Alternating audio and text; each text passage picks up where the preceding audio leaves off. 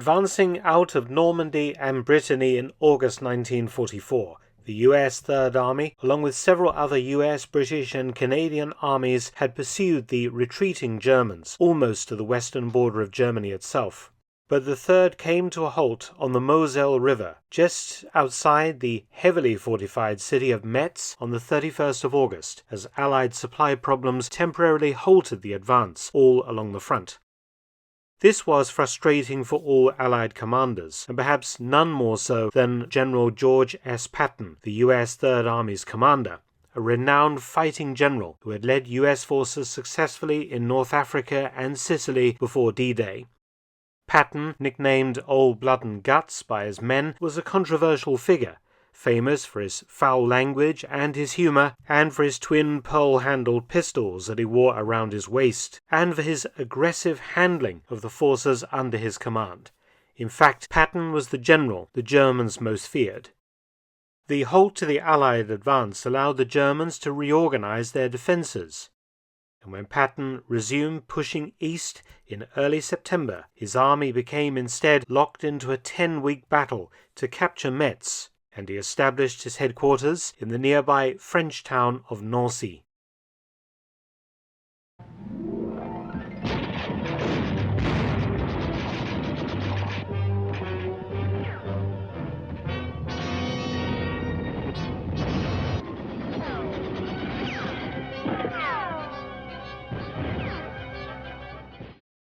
The city of Nancy had fallen to Patton's U.S. Third Army on the 15th of September 1944.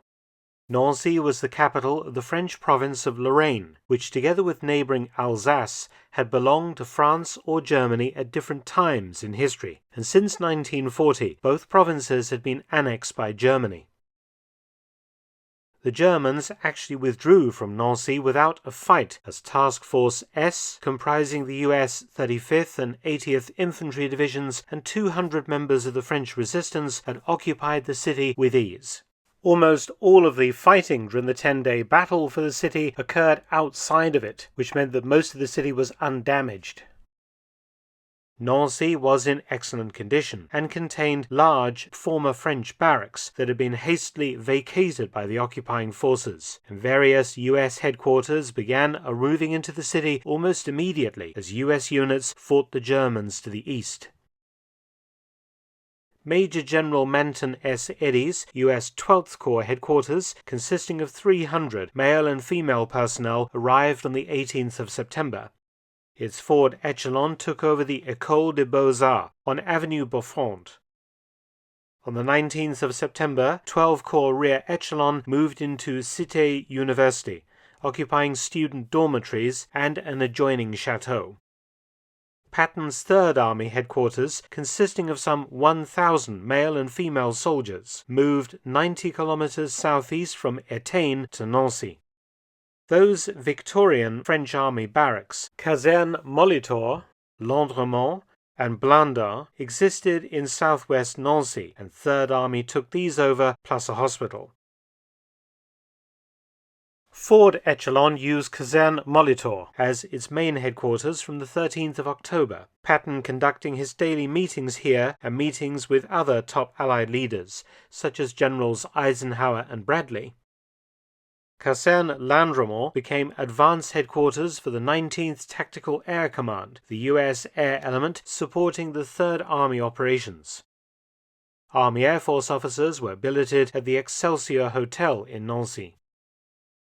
Caserne Blandin was occupied by the U.S. 12th Evacuation Hospital, operating from the 1st of October, with 312 patients in their beds by that evening.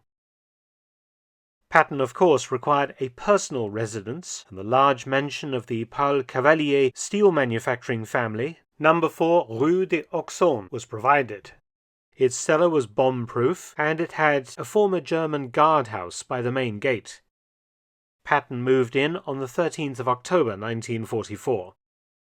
Another large house owned by the Paul Cavalier family was No. 10 Rue des Auxons, some 500 feet from Patton's house, and taken over as a guest house for visitors to Patton and Patton's senior staff.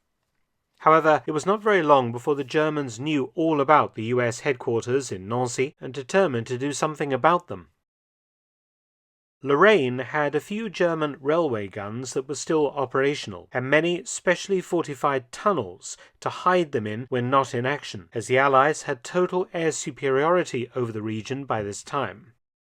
The idea of the Luftwaffe, which by this stage was very thin on the ground in the West, actually launching some kind of bombing attack on Patton's headquarters was ruled out.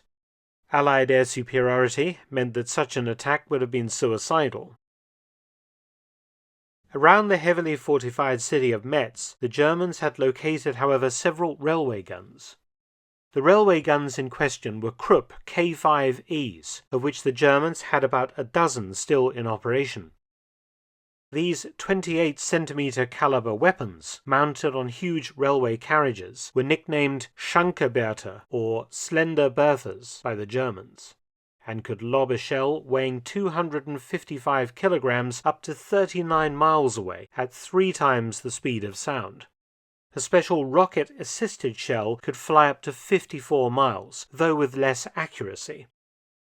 Each 2-gun battery was staffed by 230 officers and men, 1 locomotive and 31 railway wagons, and another locomotive and 20 accompanying wagons for each gun, and 27 different field cars and trucks as well.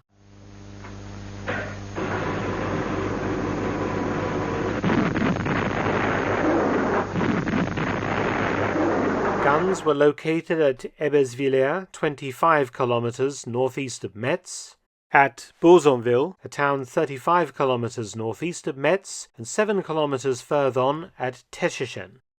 In this manner, these railway guns could hit anywhere in Allied-controlled Lorraine, posing a serious threat to Allied forces. The Germans therefore decided to target headquarters. They opened the campaign with a few shots at the US 20th Corps headquarters at Jani, 22 kilometers west of Metz, on the 5th and 7th of October.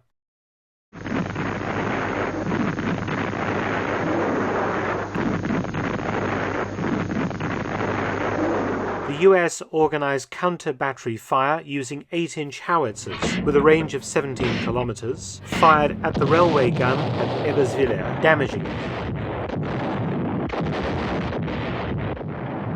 The Germans switched their efforts to the tunnels at Teschen, out of range of US guns. With Nancy and Patton and his headquarters now the primary target, 1 gun was rolled out.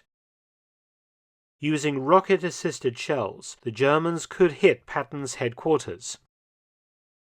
It began on the morning of the 11th of October 1944, when 12 28-centimeter shells screamed into Nancy.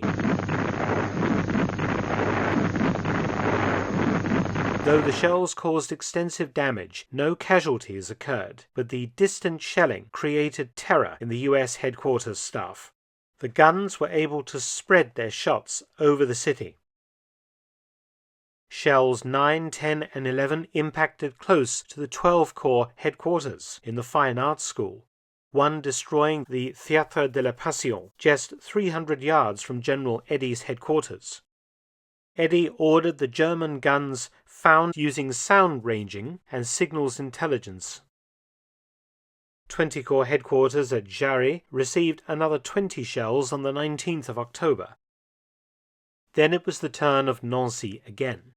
In the early hours of the 24th of October, the German guns pumped 14 rounds into the city, killing 1 civilian and injuring 6 others. 1 shell hit the 12th Evacuation Hospital, but fortunately failed to explode. Others struck close to Cité University, where US troops were billeted. 1 landed 550 meters from Patton's home, another 35 meters from Patton's house, collapsing an adjacent home. Another exploded 150 meters north of Patton's residence. Patton remained unflappable, at least visually, throughout the shelling. He led members of his staff across to the shattered house near his headquarters to try to help the poor people trapped inside. Patton personally dragged some of the French occupants from the rubble while more German shells landed nearby. As Patton described the action in a letter to his wife, quote, "I nearly lost the Third Army this morning, by getting killed. The Huns started shelling the town with an 11-inch railroad gun at 12:59. At 04:30 they landed two, one to the north of our house and one to the south, both very close, less than 30 yards in fact. The house across the street was hit. I went over to help pull the people out, and a third one hit just west. All the glass in the house was broken and the water line cut. The old man I was trying to pull out was stuck, and I almost pulled his head off. The Frenchman with me kept up a polite conversation with an old woman who said a grandchild was under the ruins. The frog said, "Do not derange yourself about the child. The famous General Patton himself is helping disinter it. I beg that you calm yourself. The general has himself sent for a doctor, etc." The baby was not hurt, but the old lady had a couple of flesh wounds. "If they start shooting tonight, I'm going to the cellar, which is bomb-proof. P.S. I was really scared." End quote. The Americans now determined to find the guns and destroy them. Sound-ranging teams were able to locate the weapons, while radio signals intelligence gave the Americans more information about their location. After much collating of the data and interrogation of German prisoners of war and help from local French civilians, the Americans believed they had located one or two guns at the Tetschen tunnel. On the 28th of October 1944, the U.S. Army Air Force launched an attack on the Tetschen tunnels. 16 P-47 Thunderbolts skip-bombing 500-pound bombs down the tunnel entrances. And they also shot up the marshalling yards and any rolling stock and vehicles they could find. A K-5E was badly damaged and many of its crew killed. Patton left Nancy when the unexpected German Ardennes offensive opened in mid-December 1944, ruining Patton's plans to launch his Operation Tink, the Third Army's invasion of the Saar industrial region of Germany. Instead, Patton redirected some of his divisions north to start counterattacking the German Bulge in the US lines, playing a vital role in defeating Hitler's last serious offensive in the West. You must remember this, that from Brest to various towns in southern Germany and Austria, whose names I can't pronounce, but whose places I have removed,